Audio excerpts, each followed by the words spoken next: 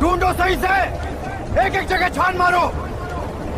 حضرت عاصم بن ثابت وہ صحابی جن کی شہادت کے بعد بھی منافقین ان کا سر کاٹنا چاہتے تھے۔ ان کا سر کاٹ کر الگ کر دو، کسی بھی حال میں وہ بچنا نہیں چاہیے۔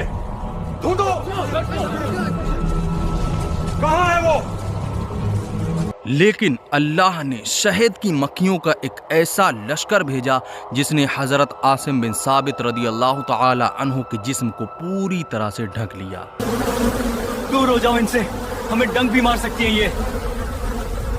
اس واقعے کی شروعات ہوتی ہے ازل اور کارہ کے ان منافقوں سے جو حضور صلی اللہ علیہ وسلم کی خدمت میں حاضر ہوئے اور کہنے لگے، حضور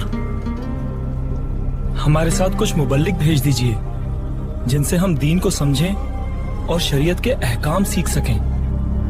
یہ سن کر حضور نبی پاک صلی اللہ علیہ وسلم نے 10 مبلغ ان لوگوں کے ساتھ روانہ کیے جن کے سردار حضرت عاصم بن ثابت رضی اللہ تعالی عنہ تھے۔ لیکن ان منافقوں کا ارادہ کچھ اور ہی تھا۔ ان لوگوں نے پہلے سے ہی بنو لحیان قبیلے کے لوگوں کے ساتھ مل کر مسلمانوں کے خلاف ایک جال بچھا رکھا تھا۔ ان کا ارادہ تھا کہ سبھی مسلمانوں کو قتل کر دیا جائے، اور ہوا بھی ایسا۔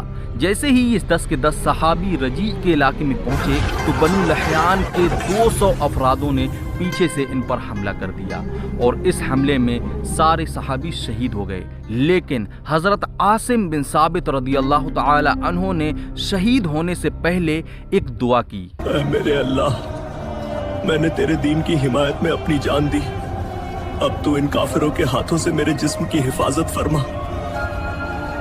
اور جب یہ منافق حضرت عاصم بن ثابت رضی اللہ تعالی عنہ کے سر کو کاٹنے کے لیے آگے بڑھے تو پھر اللہ نے شہد کی مکھیوں کا ایک لشکر بھیجا۔ آگے بڑھو اور عاصم کا سر کاٹ کر الگ کر دو۔ دور ہو جاؤ ان سے، ہمیں ڈنک بھی مار سکتی ہیں یہ۔ اور جب رات ہوئی تو اللہ تعالی نے ایک ایسا سیلاب بھیجا جو حضرت کے بدن مبارک کو بہا کر اپنے ساتھ لے گیا،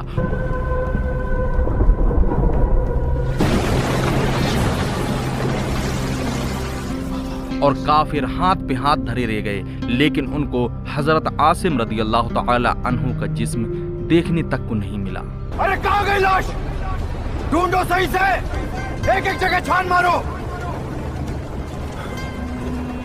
اس سے سبق ہی ملتا ہے کہ صحابہ اکرام رضی اللہ تعالی عنہم نے اپنی زندگی دین میں گزاری اور دین کی حمایت کے لیے ہی اپنی جانیں قربان کر دی، اور یہ بھی کہ رسول اللہ صلی اللہ علیہ وسلم کے یاروں سے دشمنی اور عداوت منافقوں کا کام ہے، منافقوں کی